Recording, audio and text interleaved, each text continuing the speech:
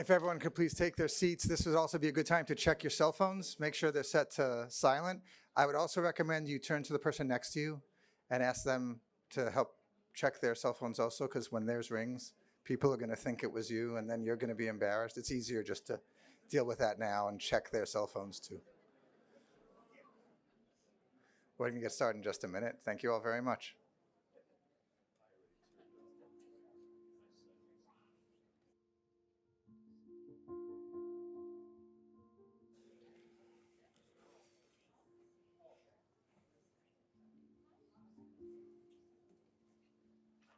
Ready? All right, hello everyone. Good afternoon, I'm Joel Smith, a partner with Neumann Smith Architecture.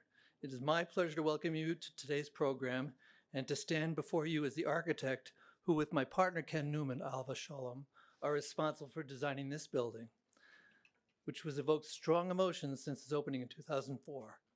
Today, with the creators of the Evidence Room, our new special exhibit, we will confront unimaginable forensic evidence from Auschwitz-Birkenau that was constructed from hundreds of pages of plans documenting the building of gas chambers that murdered Jews. As you behold the white walls and the door that sealed the fate of the Jews of Europe, what happened inside the gas chambers emerges in stark relief. Most importantly, the Evidence Room gives physical shape and validation to the stories of Holocaust survivors who witnessed with their own senses what happened in that horrible place. Tomorrow is International Holocaust Remembrance Day, marking the liberation of Auschwitz on January 27, 1945.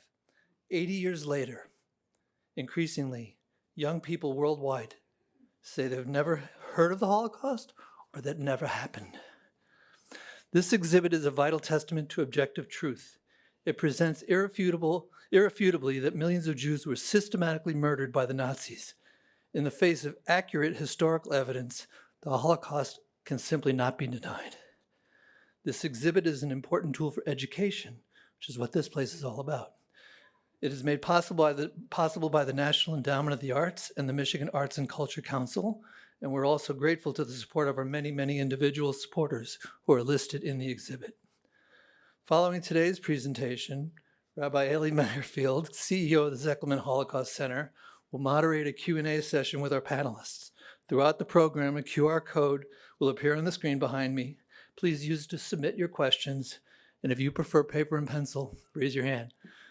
Now I'd like to introduce today's presenters. Busily studying over there.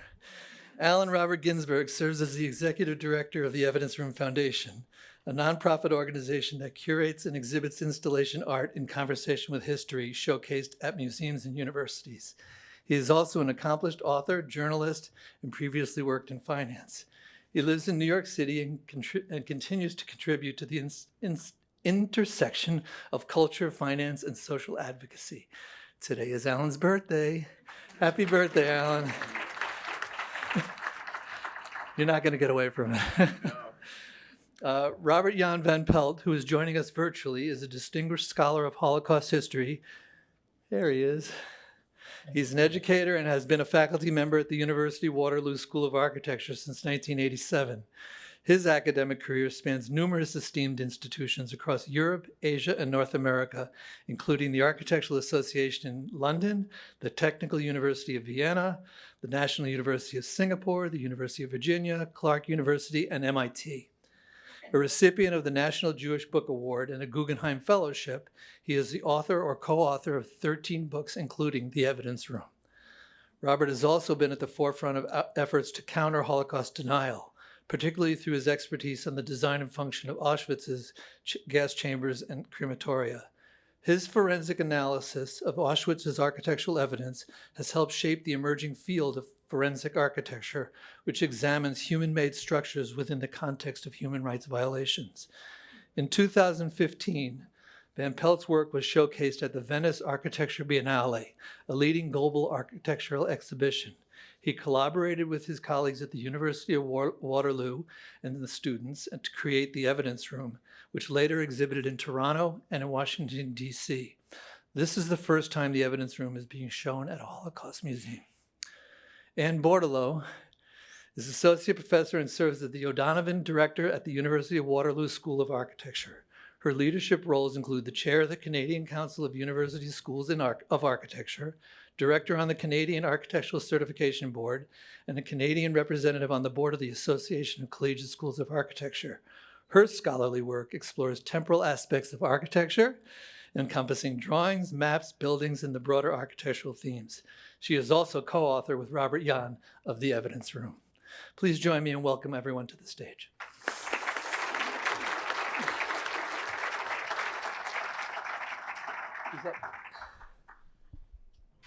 Thank you, Joel, and thanks everyone for being here. And I just want to start by giving Anne a chance to update her bio. Yeah, no, sorry. This is the 2016 bio, but I'm still in architecture, but I've moved. I'm professor, and now, yeah, and Yeah. so sorry. I think I sent an update, but I'm director of the Israeli School of Architecture and Urbanism at Carleton University in Ottawa. But There yeah, we so go. So now you have the latest information on that. So thanks, and it's really it's great to see that we were able to have Robert John join us remotely. Let me just start by telling some of you walked through the exhibit already, some of you have not. The evidence room, as I like to say, is a piece of installation art that is in dialogue with history. And it was inspired by architectural forensic evidence adduced in a libel trial, a legal trial, that took from 1999 to 2000 in England, in which the Holocaust denier David Irving sued American historian Deborah Lipstadt for calling him correctly, truthfully, a Holocaust denier. There's a film version of the trial, or the story of the trial, called Denial, starring Deborah Lipstadt. And that's why this is called the evidence room, not the Holocaust room, not the Auschwitz room. It's because it's inspired by the evidence, like in a police procedural evidence locker. The evidence that helped win that trial on behalf of Deborah Lipstadt, and that stood for the greater truth that the Holocaust cannot be denied, and that some things are objective truth. In that trial, the plaintiff, David Irving, argued that witness testimony from survivors after World War II would not be reliable because their memory might be impaired, and so many years had passed, and emotional trauma might have tainted what they could testify to. But to counter that challenge, Deborah Lipstadt and her team brought in Robert Jan Van Pelt and others to adduce the architectural forensic evidence, and Robert Jan testified as an expert witness, and they compiled an enormous amount of evidence from the archives that were scrupulously maintained by the Nazis after the war, that contained blueprints and letters and drawings explaining the existence of the gas chambers and their purpose. And the gas chambers were, for the most part, demolished at the end of the war by the Nazis to destroy the evidence. So Holocaust denial started virtually with the Holocaust. They tried to destroy the evidence, but even though the gas chambers for the most part were left in rubble, the blueprints and the letters and the descriptions and the other documents were not destroyed.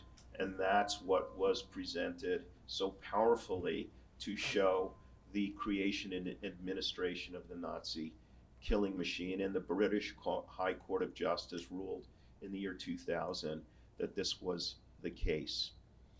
The exhibit itself is monuments, plaster casts, representations of key pieces of this evidence. And together they form a figurative room in which everything is silent, everything is covered in white paint and plaster, white on white, bone white, removing everything but the stark, bare evidence that is revealed. and I hope you will agree that it's a very powerful presentation.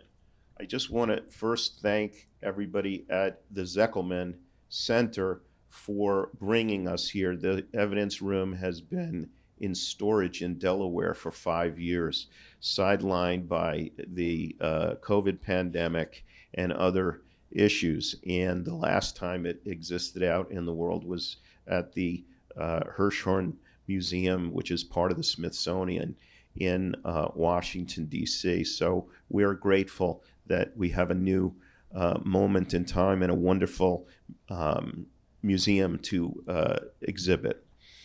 And I want to thank everybody who worked on that. Ellie Mayerfield, Patience Budurowicz, Liz Pinktella, Jill Eastcott, Cheryl Geyer, Gabby Berman, all the other people that I'm sure I'm not remembering all of their names, but they did a spectacular job of getting the evidence room here and assembling it and putting it in place. And now I want to start.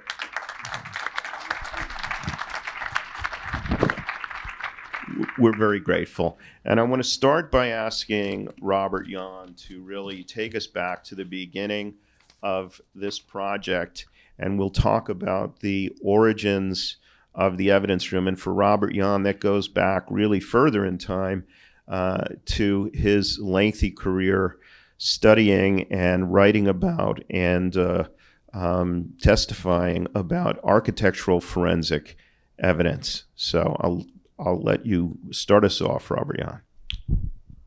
Thank you very much. You can hear me? Yes. Okay, good. First of all, my apologies. I can't be with you physically. I have a pinched nerve in my L4 vertebrae, and it's been quite painful, and I can hardly, from time to time, I can really not move, but I'm seated now and I'm safe. So also my apologies that I look like Big Brother. I guess it's a little disconcerting, but I'm really nice, so don't worry. I'm not watching you. So it really goes back, my interest in the Auschwitz, the architectural history of Auschwitz goes back to 1984 when I did my PhD defense in the Netherlands, and I was asked, and it was about the cosmic speculations on the Temple of Jerusalem, and I was asked by one of the professors, basically the argument was, you've proven that the Temple of Jerusalem is the most important building in history because not of what it was during its existence, but because of its afterlife. Is there any other building that will have an afterlife in our future that will have a similar role and similar impact on our thinking? And I said, without really thinking about it, I said, it must be the crematorium in Auschwitz. And they asked me why, and I said, because it changed history. And so I walked out of this examination room as a PhD and absolutely realized I hadn't really any idea what I had talked about.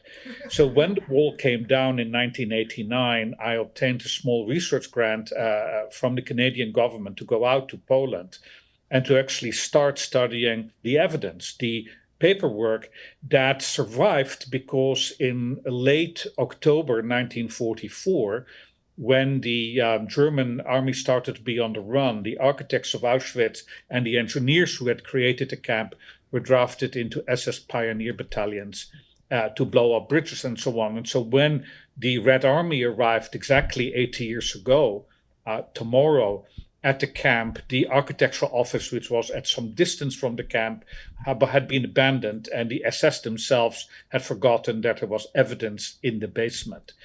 So these papers survived, and I was very interested in the architectural history of the camp. I started studying it, and so published in 1996 with the Borat work, a book called Auschwitz 1270 to the Present, just at the time that Deborah Lipstadt started to receive papers from David Irving that she was going to be that she was going to be the defendant in a lawsuit in England, where, according to common law, the defendants have to prove their innocence instead of, like in the United States, the plaintiff has to prove basically, in this case, her guilt.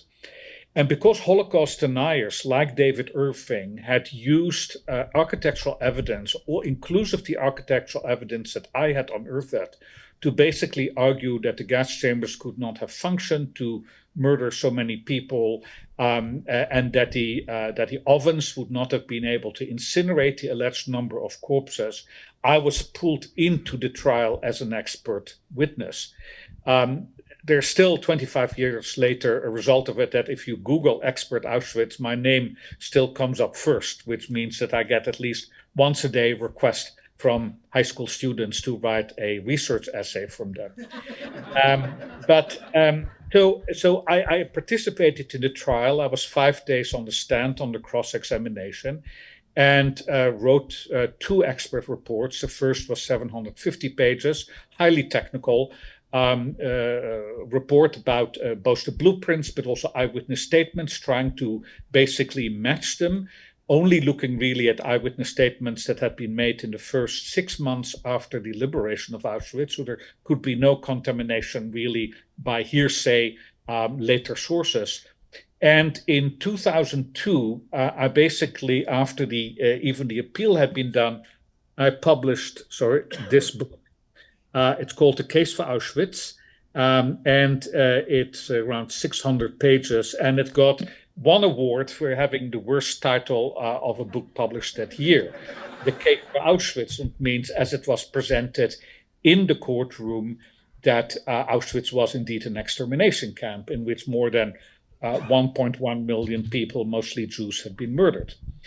And so, as we get at Waterloo, visiting lecturers, and I had a kind of stack of these books to give away. And in 2007, a Chilean architect who just was about to become very famous, Alejandro Aravena, visited our school for a lecture. I gave him a book. We had dinner together, and a month later, he wrote back from Brazil, actually, that he had read the book and that had changed his view of architecture. And I thought, very nice, thank you very much. That's the last I hear from him.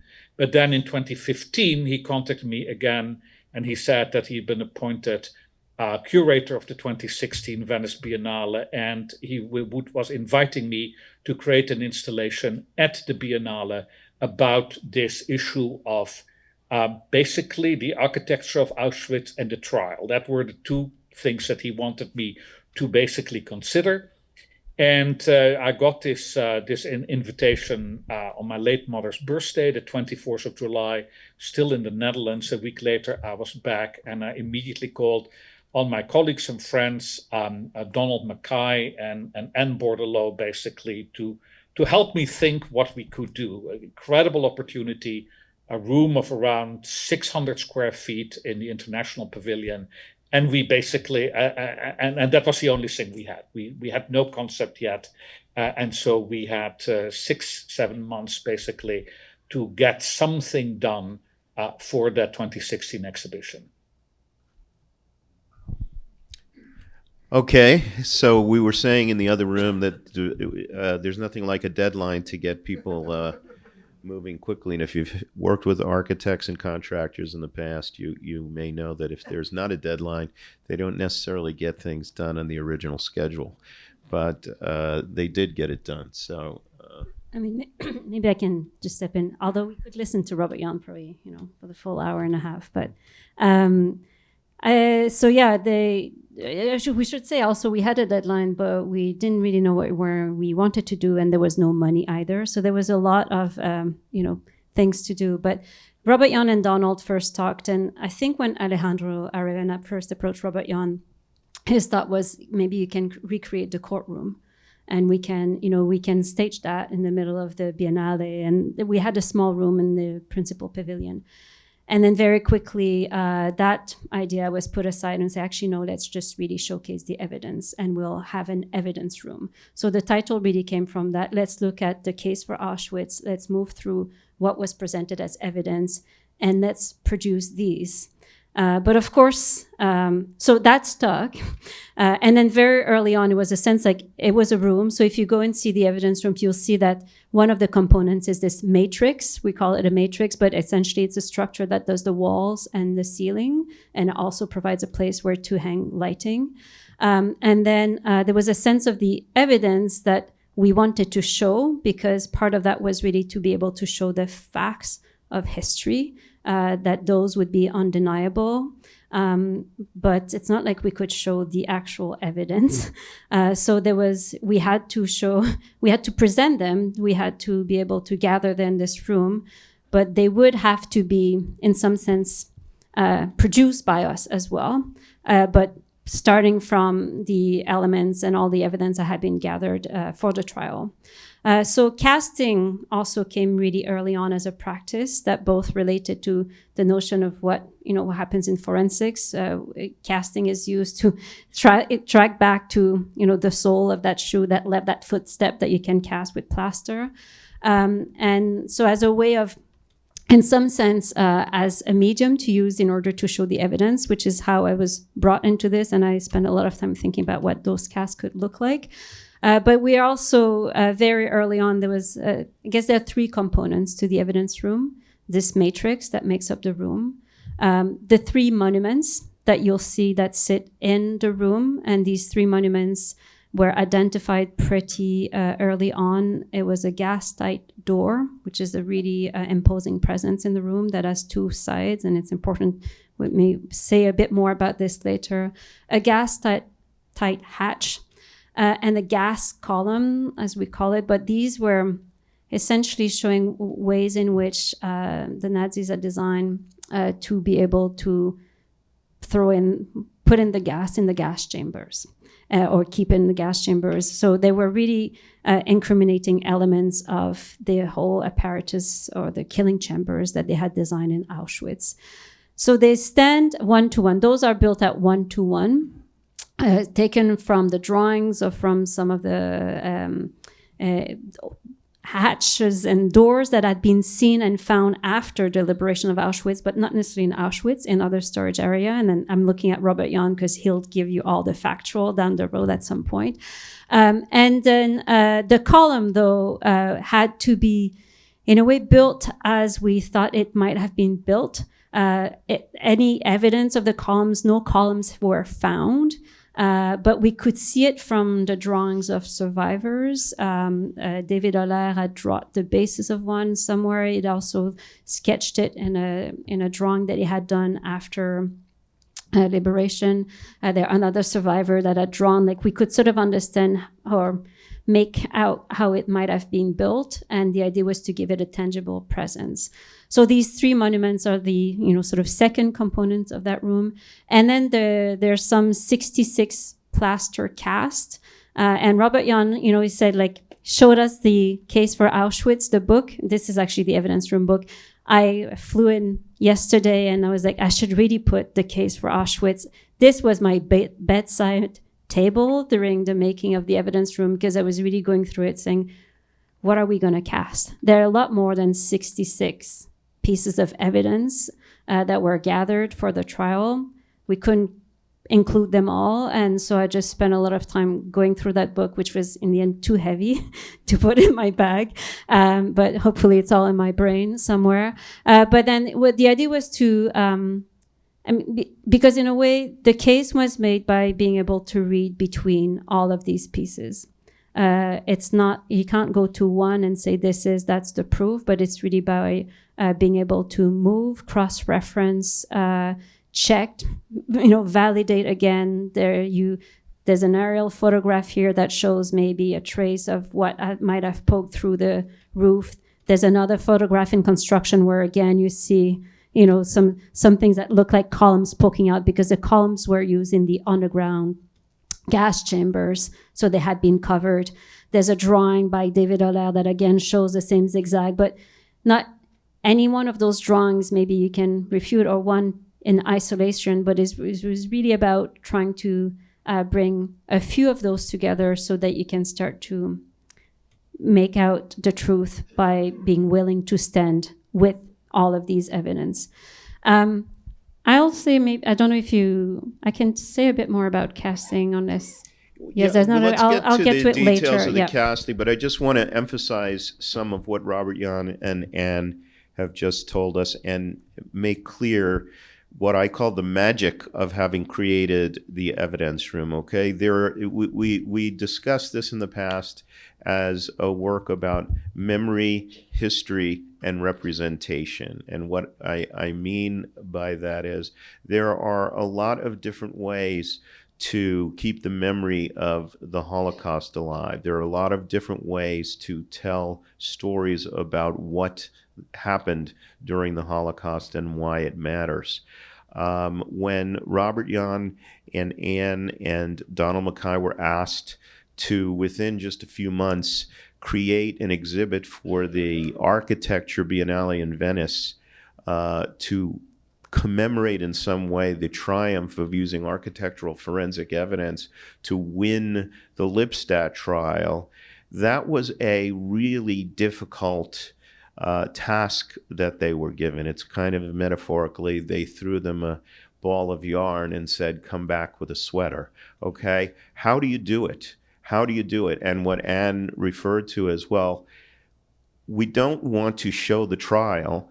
Okay, that was done in the movie Denial. We see these trial procedurals, we see police procedurals. That's one way to tell a story. But the story is about the objective evidence, the physical evidence, the drawings, the blueprints, etc. And some of those things had to be created from absence.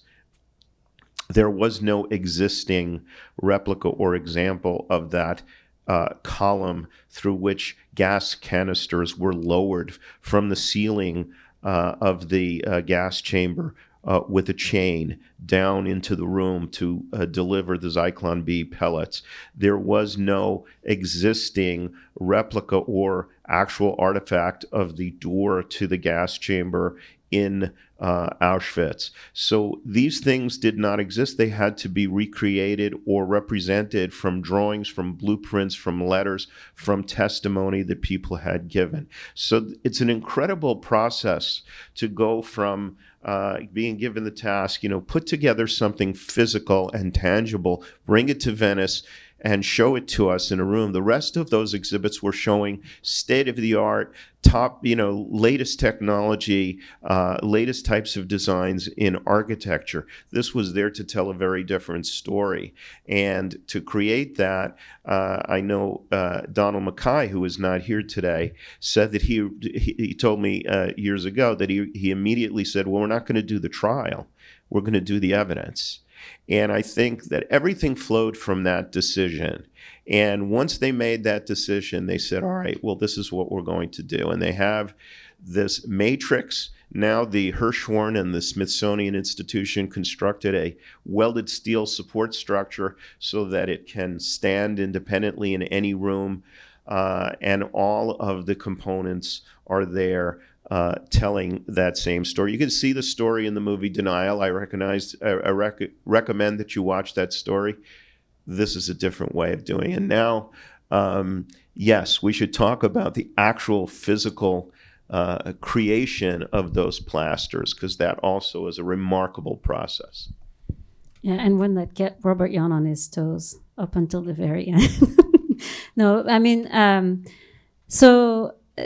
there are three components that are cast that are actually three-dimensional objects that you could cast. Basically you do a silicone mold, you surround them with something, like you can put a layer of silicone, you can pour silicone, and then so it will capture all of the details, and then you remove the object, and then you cast, you pour in the plaster, so it will replace that object. So that's really what casting does. Like, it fills a void that's left by this form of presence.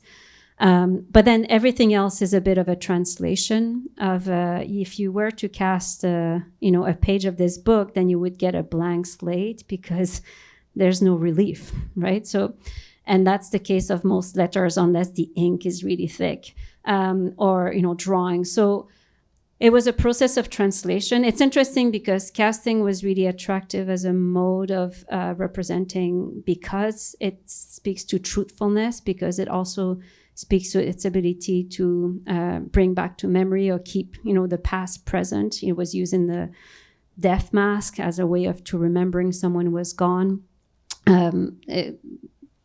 So But at the same time, in this case, it was really truth was super important. The facts of history was also incredibly important.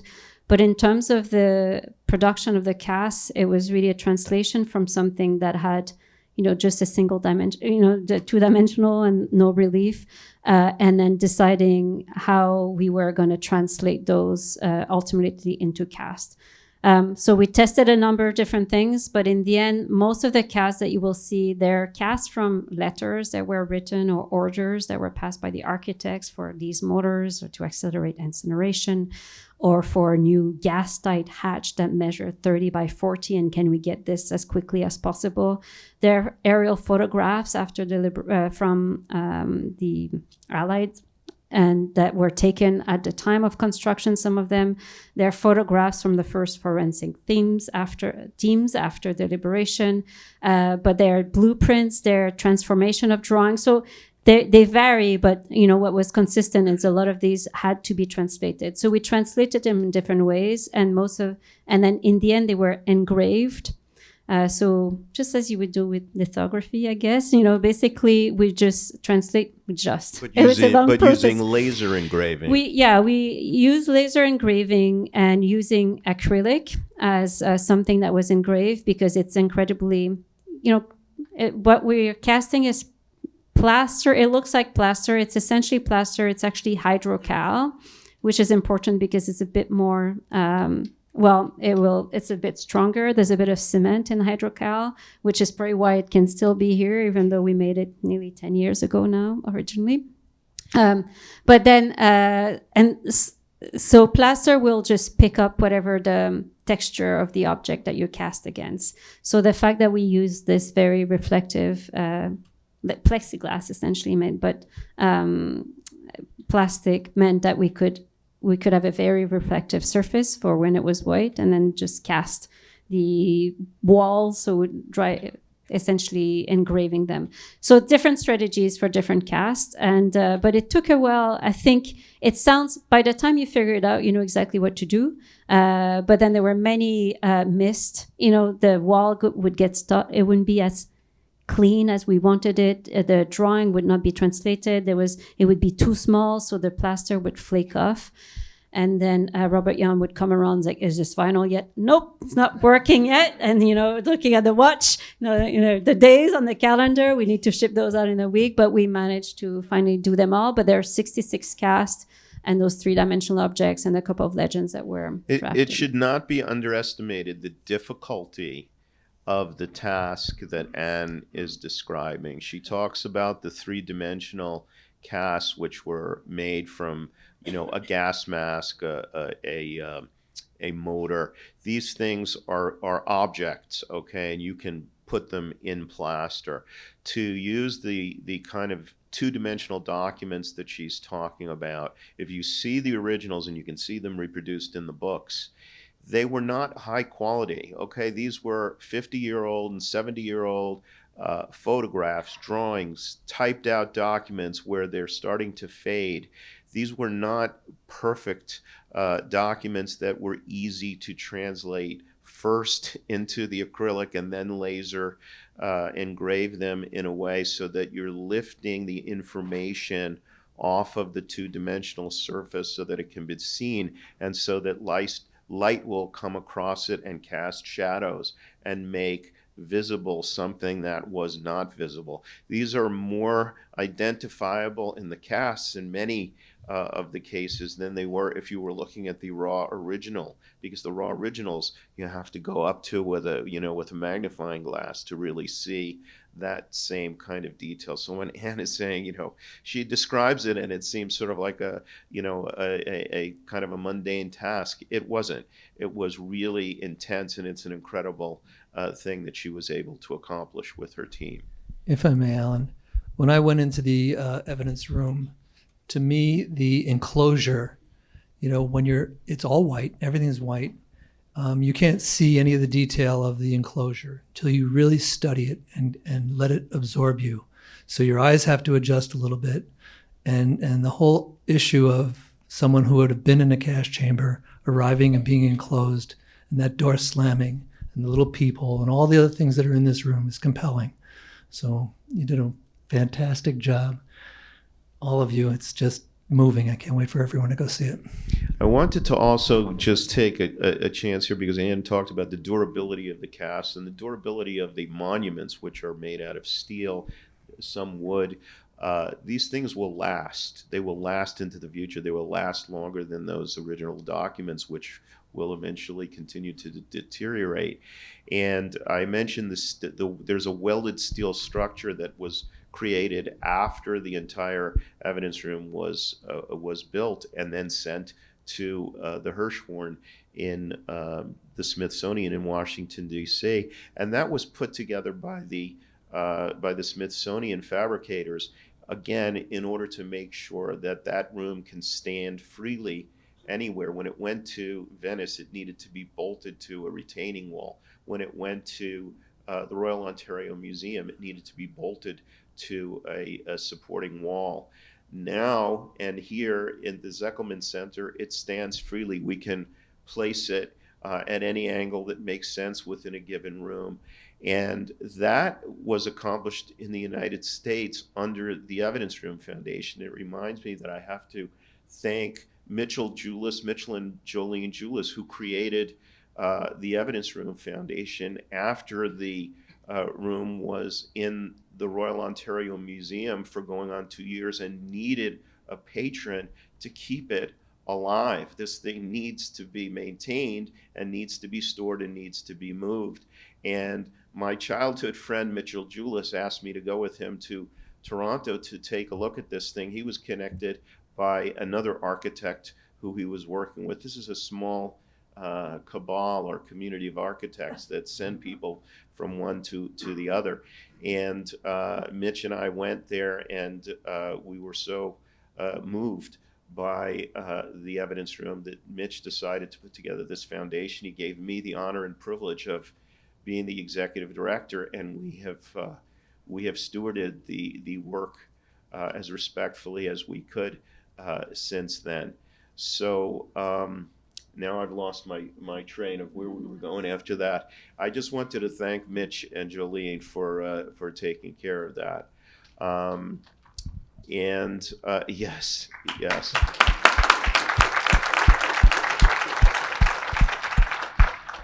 So, Robert, Jan, tell us some more about what have we left out? Maybe two things. First of all, I think that the evidence room fits actually a kind of a type of artistic installation. It goes back to the Renaissance, and it's called a Wunderkammer in German. Strangely, we call it a miracle room. And in the 16th century, when for the first time in Europe, artifacts started to arrive from the New World, in this case North America, but also Far East Asia, collectors started to basically put them together in what really were proto-museums, and they were called miracle rooms. And the evidence room very much goes back to that type. Also, in some way it was inspired by my doctoral study. I told you it's about the cosmic speculations on the Temple of Jerusalem, but I was taught by a very famous Renaissance scholar named Dame Frances Yates, who wrote a lot about basically memory structures which were spiritual rooms you built in your head when you have to remember something at the time that you couldn't make notes.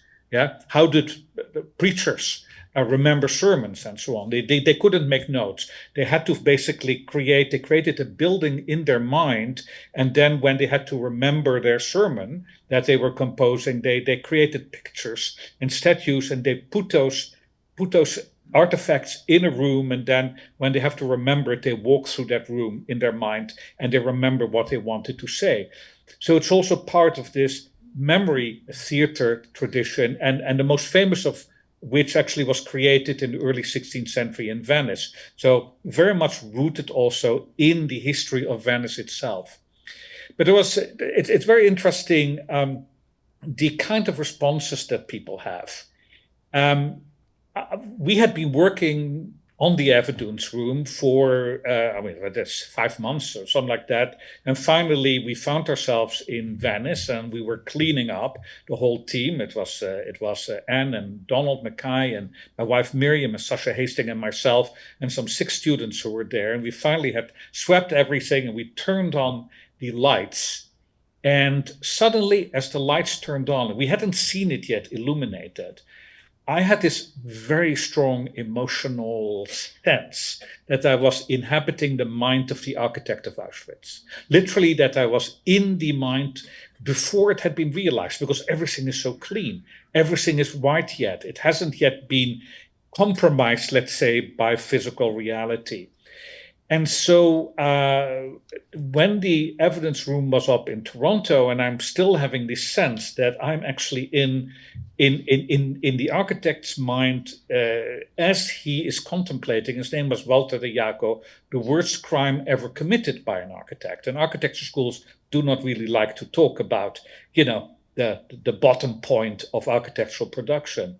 But a philosopher who comes from Connecticut, Beryl Lang, a very, very important philosopher of the Holocaust, came to Toronto to see the evidence room, and we talked afterwards. And he said, Robert Jan, I really have to congratulate you, because you've done something that has never been achieved before and never been tried even before. I said, so what is that, Beryl? I mean, tell me why. I mean, I love to hear that we were, did something really path-breaking. He said, throughout history, people have made monuments to our heroes, kings and whatever like that. And in more recent history, we make monuments to victims. But we've never made before a monument to a perpetrator. And I think your team just pulled that one off. So maybe that is indeed in some way the signature of our time, that maybe it is time that we actually create monuments to perpetrators. A real paradoxical idea, but I would like to leave you that. Well, your partner, Donald Mackay, called them also monuments to shameful objects. And so these are shameful objects. And when you talk about being in the mind of the architect of Auschwitz, it reminds me also what we've all talked about in the past, which is this fact of architecture as this very complicated and erudite calling, this ability that people have, this education that people have to be an architect. And you could talk about any profession in that way, where you need to study and really have talent and apply it. It goes only so far as your judgment takes you. You can be the greatest physician or architect or mathematician or scientist of any kind, but you need to live in the context of ethics and morality. And without that, your architecture expertise can create Auschwitz or can create the Temple of Solomon. They both require expertise. So there needs to be, and people can look to religion or they can look to other sources for that sense of ethics and morality. I wonder if you want to comment on that. Yes, there is the reason that I became really interested in this question in actually I taught at the University of Michigan in the mid-1980s, and I actually raised it at the time, and there was not really that much interest in this question. And I think that I was a little naive the way I raised it, but I was very much influenced by a 1955 movie, Night and Fog, that I saw in a film class at the University of Leiden in 1974 when I was a freshman. And it is a meditation on the world of the concentration camps. And it starts out with the question of who designed these places, who designed places where the gate is only meant for someone to enter through, but never to leave through that gate again. And so I think that my father was a physician. He died last year at the age of 97, had a very good life. But when I was 12 or 13, I broke into a locker that he had. I mean, in the attic. It was a wooden locker, and I shouldn't have done it, but I did it. And there I found his notebooks of his classes on medical ethics in 1946 in the Netherlands. He started medical school in 1945, and in 1946, in the medical schools in the Netherlands, they were already talking about the experiments in Dachau and Auschwitz. And when I started teaching architecture in 1984, not a single of my colleagues had ever touched this question. So I was stunned by that basically 40 years later, and I think the medical profession has a lot of problems like other professions, but that the doctors talked about that immediately after the camps closed, and the architects have never even started to talk about it. So it was time to do that. Maybe on this, because of course, the three of us were at the time professors at the University of Waterloo, and this whole endeavor was also kind of a way of we were doing it with a group of students, and it was part of teaching. It was part of education. In a way, it also informed more and more the curriculum in terms of what we teach aspiring architects in terms of what you can do, or like I think we're also trying to say like you can do good, you can do harm, and really being awareness of like some of the things that were built that were actually, Auschwitz is one example, but there are many other examples, unfortunately, of the ways in which one can participate in evil to an extent as an architect. But this, just like I think you talked about your own experience when the lights were on, but there's the experience of making, but there's also the experience, I keep thinking about the different contexts in which we were operating or in which we were creating. But one of the things that maybe we haven't described as much, but when it was first built for the Biennale, as Alan was saying, it's a really busy, everyone is showcasing the latest thing, colors, light, music. And then we had this room that was silent, white, very precisely lit, and also not much explanation. I think people want to move quickly and being told what they need to look at and what they have to get out of it. Like everything is on the wall, and then here there's like you're sort of facing what at first like whiteness, and then you realize, oh, actually no, these are cast, and what are they? And then it was. To me, this whole, the way in which people either just moved through and just, they didn't see it because it wasn't right in their face and just easy to get in one explanation, or stopped and then realized what they were looking at and then look for more, this willingness to engage. And it's hard. It's actually hard to come to terms with what it was shown. It's hard to actually engage with this factual reality. It's hard to spend the time to really acknowledge what unfolded. But I think it was that willingness to experience and to engage with the material. That was also kind of a trait of those people who actually stopped in that room. It was a different time. It was a different level of engagement. And I would say likewise for the students, I'm not going to read from here, but at every moment, and likewise, we get so, when I was doing the cast and say, well, we engrave and then we cast, it was a lot more. We go back to a line, but we get so close to it, and we really want to be as truthful as we can to the original. So we get caught up in how it looks, how perfect is it, as though there was perfection in what we were doing. But then you sort of stand and realize what it is that you're drawing or redrawing. What is it that you're exposing? What is it that you're presenting? And I think all of us had a lot of, moments of reflections, and actually going back to Yeats, really remembering like the act or the act of remembering, which is a very, again, engaged one. It's just not the image pops up and you see it. It's actually engaging in that work of recollection of what was happening.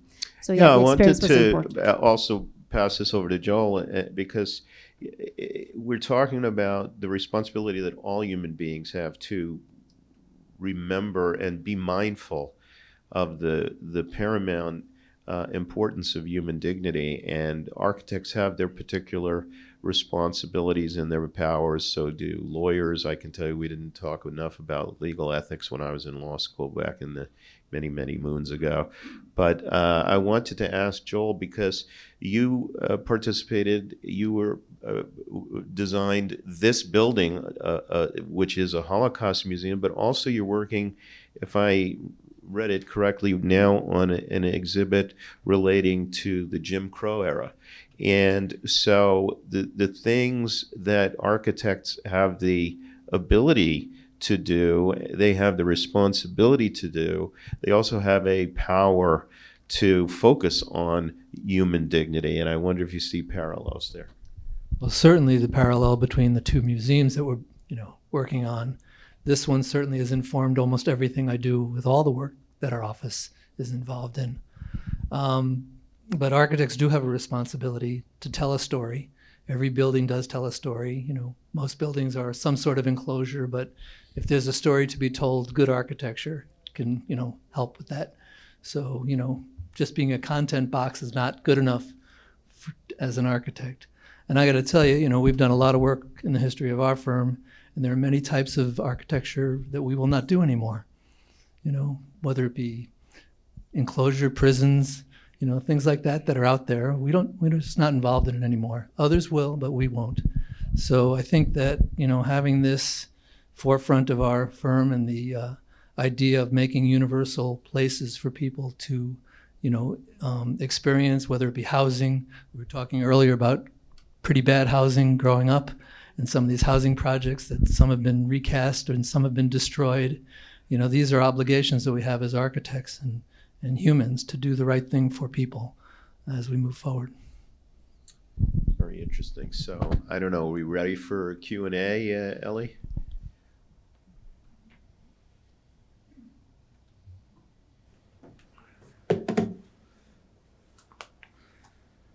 Thank you, Robert, Jan, and Anne, Alan, and Joel for sharing your insights into the role of architecture during the Holocaust and the making of the evidence room. And we're very proud that we're the first Holocaust museum to be hosting this exhibit.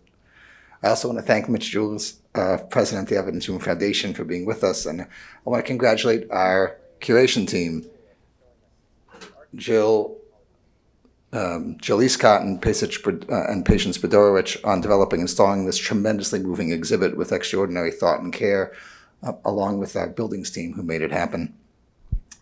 In the permanent exhibit, the voices of the Jewish victims and survivors of the Holocaust visitors guide the visitors through the history. And we placed those stories at the center of the historical events to ensure that as generations pass further from the experiences, it still means something to them. The evidence room is sort of a different focus. Here its focus is on the physical evidence from the camp system. And that adds an important piece of storytelling as another piece of the dimensions of the Holocaust. So I want to open up, if those of you want to use the QR code to submit questions. Some of you already have. And then if you want to do it by paper, there's some people in the aisles, and you can submit your questions that way. I want to go to the first question that I saw in the Robert Jan. You said that the architectural building that was off. We're going to put Robert Jan back on. He's still here with us. Robert Jan, you said that the architectural building that was sort of off the main campus of Auschwitz held these plans in the basement. Were there other plans that were on campus in Auschwitz that were not accessible later? Is that what you were trying to describe? No, so basically the SS had a commandantur next to the camp, and that was the commandant's, call it compound. And in the commandantur, they had, I would say, 80 to 90% of the documents that dealt with the running of the camp. And those were largely destroyed. So when the SS in middle of January started to basically take the prisoners out on the death march towards the west, at the same time, they were also destroying all of the paper evidence.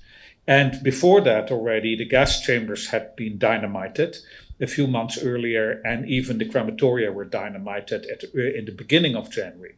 But the architecture office was not in the commandantur. It was physically located at some distance. Not that far, but because it had been locked up the end of October 1944, the SS in some way literally forgot about it.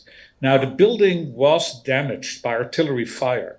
So what happened was that the roof was basically damaged, and we were in the middle of the winter, and at a certain moment snow came down and it melted and so on. And so a part of the drawings in the basement were damaged. Also, stuff was lost. And another problem was that when the forensic team of the Soviet army started in early February, so 4 or 5 days after the liberation of the camp, started to gather documents, they found these documents, but basically they put everything in boxes and sent it to Moscow. And so the collection of drawings spent the first years in Moscow, but when the trial happened first of the commandant of Auschwitz, Rudolf Höss, in Warsaw in 1947, a few of those documents were returned. And then stage by stage, more documents were returned, but never more than around 30% to the Auschwitz State Museum, established in 1947. So everything else is still in Moscow. But it was this unique moment that when I started to work on the topic in the late 1980s, it was just that moment of liberalization of glasnost, when suddenly everything was available when you just paid the bribe. Again, it's now much more difficult to basically access the material that's in Moscow. But a full, complete copy of it exists in the United States Holocaust Memorial Museum in Washington, D.C. That's today. A follow-up question for either for Anne or Robert Jan. How many architects and engineers were involved in designing Auschwitz, and were they prosecuted? That's for Robert Jan. The architecture office was probably some 80 people, but these are architects and engineers.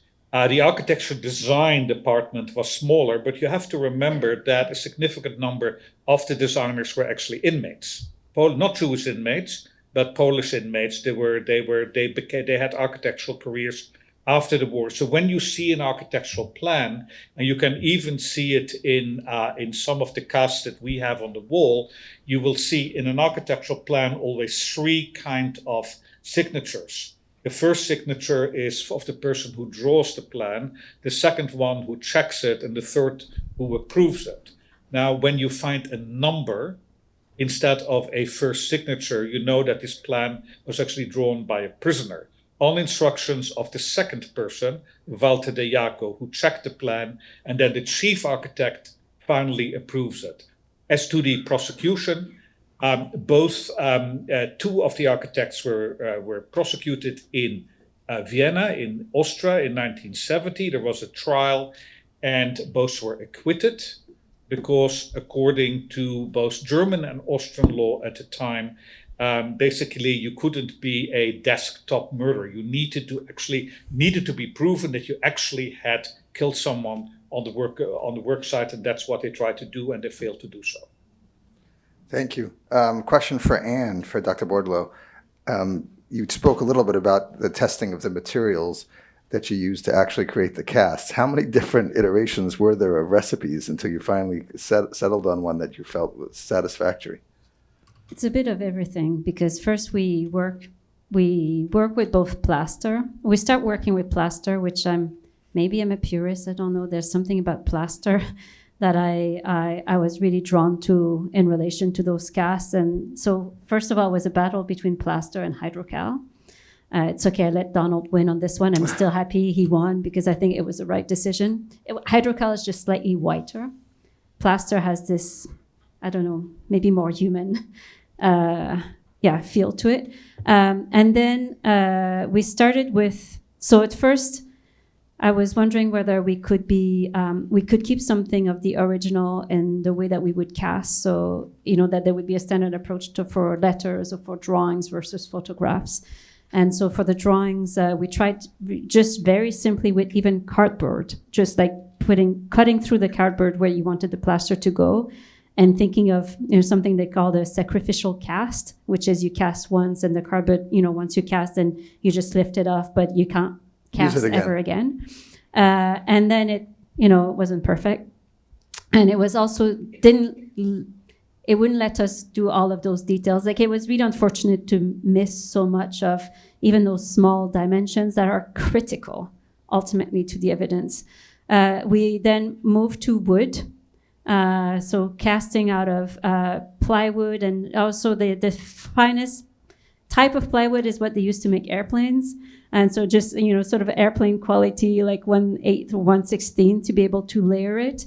But then what becomes very difficult is that you need to seal it properly, because of course plaster is a reaction between the plaster and water, but then it needs water in order to cure, and it's an exothermic reaction, so it will also produce heat, which will impact, it will impact the material that it's kind of setting in, and it will also try to get the water, wherever it can during that reaction, so it will alter the wood. So you're trying to seal it as much as possible.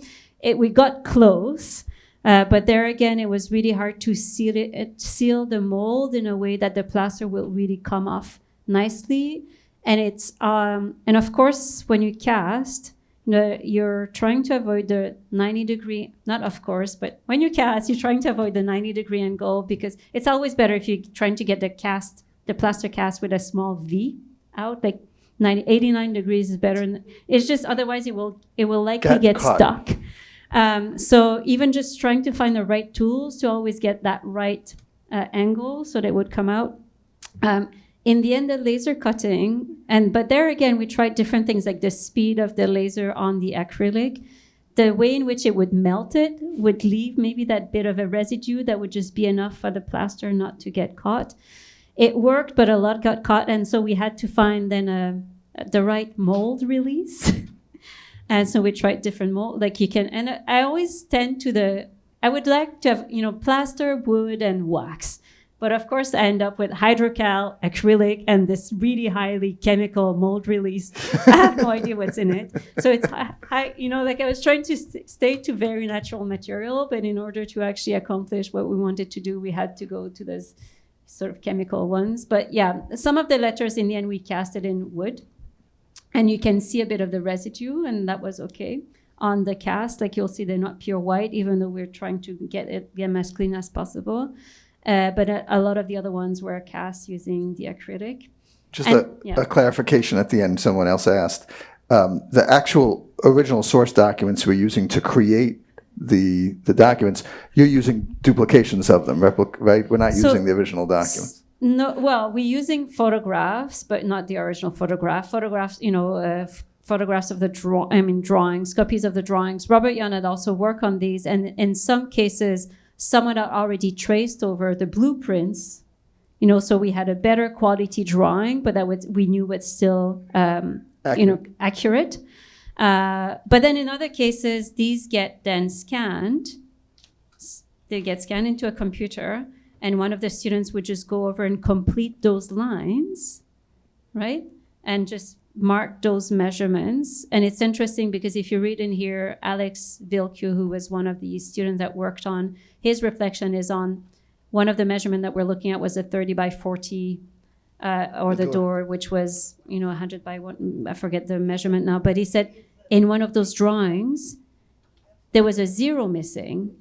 And he's like, it's the human, like again, like it's human the human hand, and for him, this was like, so he realized that the architect had forgotten that 0, and for him it was just kind of brought him right back to what he was doing. But yeah, so there was a stylus, like actually like on a computer, we cleaned those out and then sent them to the printer, and then so there was many steps of translation from. So there's a question that this leads to. I'm going to ask Joel a version first, and then I'm going to follow up with a question on the evidence room. Joel, the question that came from the audience is, how did you feel when you started building a building that was meant to tell the story of the Holocaust here, in this building here, the Holocaust Center, and then what made you want to start that plan of building a museum dedicated to telling the story of the Holocaust? Well, we had a client. We always start with a client. Most architects do. We had originally, as most people know, I don't know if you all do, is this building was started as an addition to the existing original Holocaust Center at the JCC. Through various evolutions, we got to a strip center, old movie theater on Orchard Lake Road, just minutes from the highway. And And we told the story of, doing the first schemes, which were, very much a museum. Then we had a bunch of intellectuals from Ann Arbor come and critique our work. And they said, this is not to be explained again. This could be anywhere. This could be, a commercial building. This could be a museum. This could be anything. It's not provocative. Well, then we Hell took broke off the loose gloves, then. and the rest, as you see, is the metaphorical design that we have out here now of all the various aspects that you see, starting with the red brick and the metaphorical barbed wire and the hanging gallows and the things that have made up this building. And we've been criticized for it and we've been complimented for it. But to do a building that is, provocative and makes people think before they even enter the building of the content is a success in our world. Thank you. Thank you. So the version for Robert, Jan, and Anne is, what was it like to work? Robert, Jan, you talked about occupying the mind of the architect. What was it like to rebuild these mechanisms that the Nazis used to create genocide? For both you and Anne. I think that for me, I think that the gas door is an incredibly existential artifact for me, because and there's a detail in it that people don't notice initially, but there are actually two gas doors. If you go there, there is actually a void between the two sides of the gas door. And so one side where you have the closing mechanisms and you have the little peephole, we call that the perpetrator side. And on the other side, actually, there is no way to have any agency. That is the victim side. There's no way that you can open the door from the inside. And there's actually, on the peephole, there is a steel kind of cage, of which we have actually the documents that originally these gas doors were provided without protection of the peephole.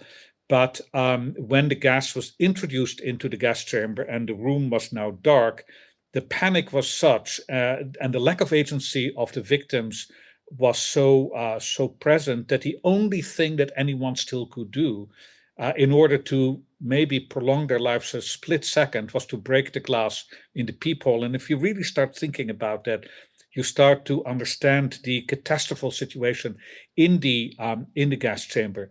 And for me, in some way, the reality of the perpetrator and the reality of the victims was an infinity away, and that we wanted to represent, that they actually cannot be in the same object.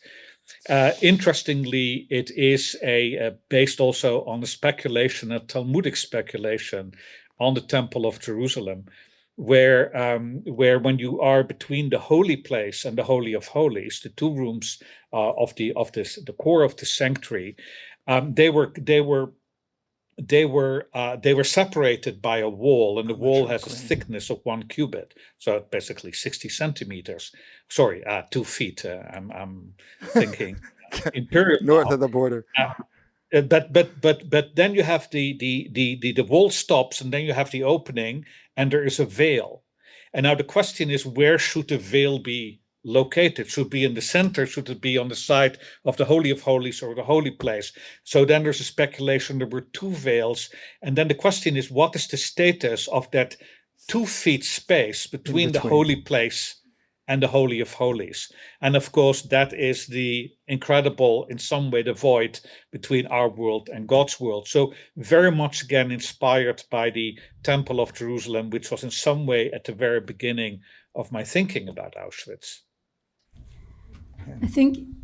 It's interesting because for me, like the Alain René film that you're talking about, Night and Fog, I'd also seen, and I think I'd also seen, atrocious images of Auschwitz. And I think, and we looked through a number of these images, but the fact that I was working on these casts, which, in a way is a bit of an abstraction, the whiteness, it establishes a bit of a distance. And so there was a possibility to work at it, to be focused on what we're trying to do, and sometimes even lose sight. But at the same time, there's one other part to making the cast. It's interesting. I was only talking about the mold or the cast, but that moment where you're trying to take the mold out of the cast, there's a very specific moment that we realized came at I forget the temperature. I think it's close to 37 degrees though. And so we would put our hands, I mean, at first it was like we would put our hands and try to understand like how much, like it goes quite warm and it cools down. But in the end, we put a thermometer in the cast and they all have this trace of like, it's as though they came to life. It's like the, umbilical cord went there and then that's where they came to life. And we looked at the temperature and then when it was right, we just took out the thermometer and would take the cast out. And that was the right time to take it out so that if you leave it more, then it hardens too much and leaves residue. At that time, it's soft enough, but to That's not solid. like, anyways. That story for me, it's that, I mean, we were so, I think care is what I would say. I think we had responsibility we took it upon ourselves to take that responsibility to really care for the material, be very, respectful of the material that we were dealing with, be as truthful as possible, care, do the best work that we could do to present it in the best manner. So and like in a way there are all moments that we had to step aside because then we were just facing what we were representing.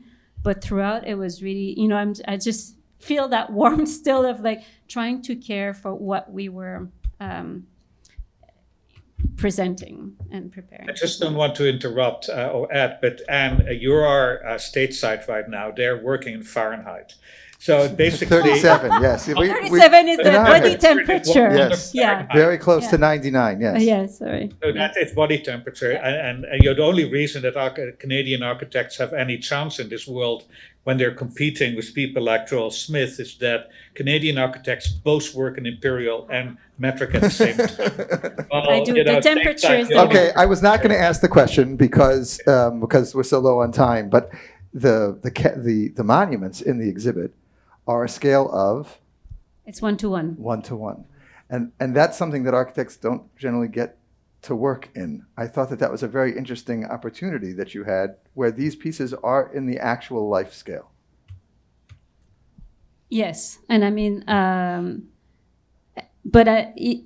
we had actually one of our students who's also a contractor that spent a lot of time making, and there was a lot of thoughts also in terms of like, and those really, where's the material coming from? Doing some research in terms of like, how were these put together in the first place? And just making sure that like the hand that I have on the cast, that's his hand running along the wood. But yeah, so the ability to be able to build at 1:1 was also an important dimension for the students who were there. But just the wood. So the wood actually was sourced from a barn that was falling apart, and the barn was constructed before 1940. Yeah. So the idea is that the carbon in the wood actually wood itself witnessed this event, be it from a distance. Wow.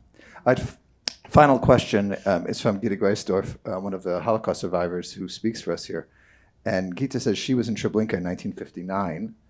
She lived in the Soviet Union and remembered walking and feeling the evidence under her feet of the crushed bone of those who were murdered in Treblinka. And I guess this question is for Robert Jan, but also any of the others who have been to Auschwitz. When you're in Auschwitz today, are you able to see the physical evidence, or has it all been erased? No, the reason Auschwitz is so important as a symbol of the Holocaust, because that's actually the site where so much physical evidence survives. And the reason was, first of all, that Treblinka and Sobibor and Belzec, the three other major extermination camps, were basically almost, they were constructed in a few weeks' time. They were all destroyed by the Germans long time before the Russians arrived, and also thanks to the uprisings in Treblinka, Sobibor. Auschwitz was solid construction. I mean, this was well engineered, and so even when the SS destroyed the crematoria and the gas chambers, much remained, and those remains you can visit. And this is one of the reasons that Auschwitz gets more than 2.5 million visitors every year, because there's something to see. Thank you. Okay, I want to thank everyone for their questions. If you have not had a chance, We want to thank each of the panelists for their